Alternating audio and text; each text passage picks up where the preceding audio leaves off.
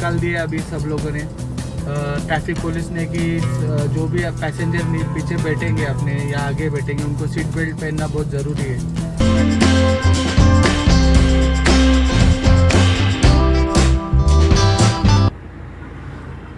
Hi friends, good evening.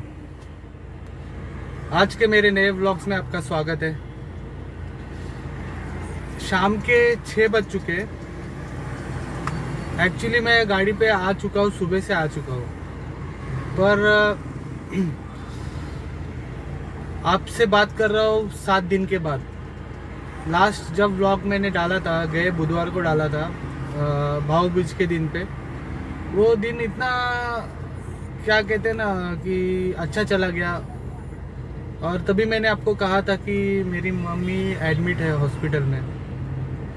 तो ऐसा situation होते जा रहा था कि मम्मी का भी तबीयत ठीक नहीं हो रहा है, और उसके दूसरे दिन ही मेरी तबीयत इतनी डाउन हो गई कि मैं कंटिन्यू 7 दिन मुझे घर पे बैठना पड़ा। घर पे बैठने का कारण ऐसा था कि इतना वीकनेस आ गया था ना, इतना वीकनेस कि पूरा बॉडी पेन कर रहा है, ना जुकाम, खांसी, बुखार, बॉडी शिवरिंग हो रही है, काँप रही है। तो ये लक्षण डेंगू के भी हो सकते थे। तो इतना ज़्यादा मैं डाउन हो गया था ना, तो मेरा एनर्जी भी काम नहीं कर रही थी काम करने के लिए, कि मैं काम करूँ आगे कुछ अच्छा, मतलब गाड़ी पे जाऊँ, बिज़नेस बहुत अच्छा हो रहा है तो बिज़नेस को और बढ़ाऊँ। और अच्छे बिज़नेस के दिन पे ही जो दिन चल रहे थे उसमें एक मेरा ये ब्रेक डाउन आ गया। मेरे बिज़नेस पे मेरा ब्रेक लग गया और बहुत बड़ा लॉस हो गया। कम से कम 15 से 20 हज़ार रुपये का लॉस हो गया मुझे ये फेस्टिवल के दिन के टाइम। तो मुझे तो लग ही नहीं रहा था कि मैं अभी भी ब्लॉग बना सकता हूँ। पर मेरे सुबह से 3 बुकिंग हो चुकी है। एक बुकिंग हो गया थी जो पनवेल से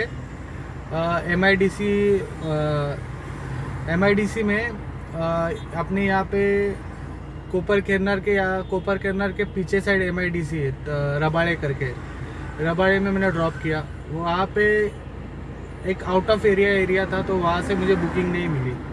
तो सेकंड जो बुकिंग मिली, कम से कम मुझे 2 घंटे के बाद बुकिंग मिली। मैंने खाना खा लिया था, खाना खाने के बाद मुझे मालाड की बुकिंग लगी।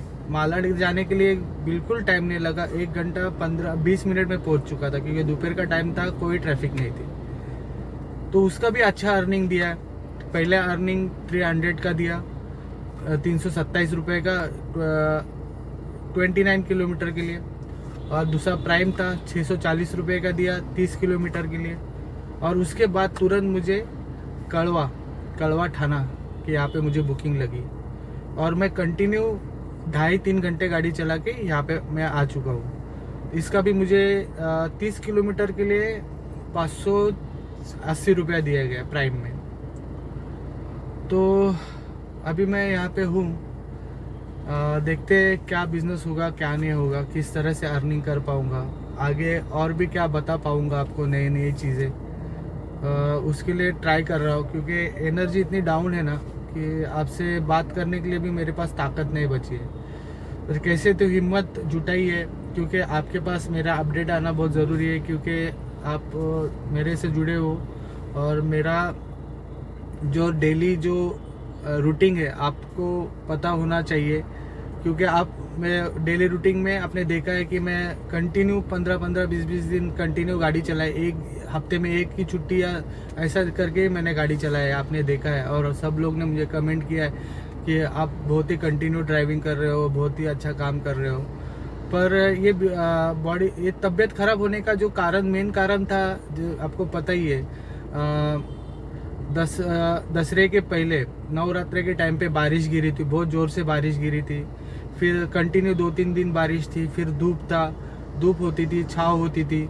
उसकी वजह से टोटल जो क्लाइमेट है ना, वो इतना ख़राब हो गया ना कि उसका असर अपने को कम से कम 1 हफ्ते के बाद पता चला। तो वो असर की वजह से तबीयत ख़राब हो गई।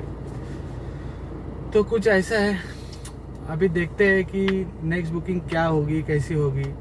और नया रूल तो निकाल दिया अभी सब लोगों ने, ट्रैफिक पुलिस ने कि जो भी पैसेंजर पीछे बैठेंगे अपने या आगे बैठेंगे उनको सीट बेल्ट पहनना बहुत ज़रूरी है।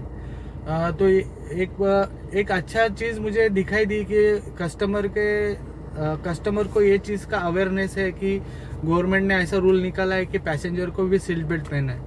तो ये जो तीनों पे पैसेंजर मेरे साथ आज जुड़े थे ना, वो तीनों ने सीट बेल्ट मतलब पहना, और मैंने पैसेंजर को बताया भी नहीं कि आप सीट बेल्ट पहनो, उसके पहले उन्होंने पहन लिया था सीट बेल्ट। तो ये बड़ी अच्छी बात है कि पैसेंजर को ये रियलाइज़ हो रहा है कि रूल कितने स्ट्रिक्ट है और सेफ्टी कितने इम्पोर्टेंट है। तो ये नया चीज़ अच्छा है कि सीट बेल्ट पहनना बहुत ही ज़रूरी है, ड्राइवर को भी, ड्राइवर के सीट में बाजू में बैठा है पैसेंजर को भी और पीछे भी, क्योंकि ऐसे घटना घट रही है कि पीछे वाले जब बैठते हैं ना, गाड़ी जब चलती है, गाड़ी चलने के बाद और सडनली कोई एक्सीडेंट होता है तो आगे वाला तो बच जाता है क्योंकि सीट बेल्ट पहना हुआ है, पर पीछे वाले का बैलेंस पूरा निकल जाता है और पीछे से वो आगे तक आता है और आगे कांच के ऊपर या डैशबोर्ड पे कहाँ भी उसको सर का चोट होके पैसेंजर की मौत हो जाती है, पैसेंजर हो या पर्सनल व्हीकल की मौत हो जाती है। तो इसके लिए सीट बेल्ट पहनना बहुत ज़रूरी है। और बहुत आजकल टीवी पे दिखा रहे हैं कि सीट बेल्ट पहनना बहुत ही ज़रूरी है, वरना फ़ाइन लगेगा। फ़ाइन कम से कम 1000 रुपये का फ़ाइन है आप सीट बेल्ट नहीं पहनोगे तो। और पहनो तो मतलब आपको अभी ऐसा कुछ शेड्यूल उन्होंने रखा हुआ है कि आपको कुछ दिन के लिए ट्रायल बेसिस पे रखा है, 10 दिन के लिए, कि आपको है ना जानकारी हो और सब लोग को एकदम ऐसा शॉक ना बैठे कि सबको फ़ाइन लग रहा है। तो एक ये ट्रायल बेसिस पे बोला है कि सबको पुलिस रुका के बता रहे हैं कि पैसेंजर को कि आपको सीट बेल्ट पहनना है, सेफ्टी बहुत ज़रूरी है। तो इसके हिसाब से ये काम चल रहा है। बहुत ही अच्छा ये उपक्रम है भारत सरकार की तरफ से, ये महाराष्ट्र सरकार की तरफ से, दोनों की तरफ से अच्छा ये कार्यक्रम किया जा रहा है, जिससे सेफ्टी को पहला ध्यान में रख के काम किया जा रहा है। सीट बेल्ट पहनना बहुत ज़रूरी है, सीट बेल्ट के बगैर आप गाड़ी चला नहीं सकते हो।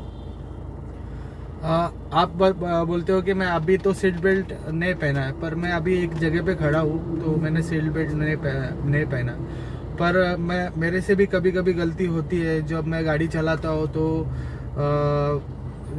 बात करने के इसमें मैं सीट बेल्ट पहनना भूल जाता हूँ, पर मैं इसका ध्यान रखता हूँ कि कभी भी, कि मुझे जैसे ही ध्यान आ जाता है मैं सीट बेल्ट पहनता हूँ। कभी मैं बिना सीट बेल्ट पहने गाड़ी नहीं चलाता हूँ।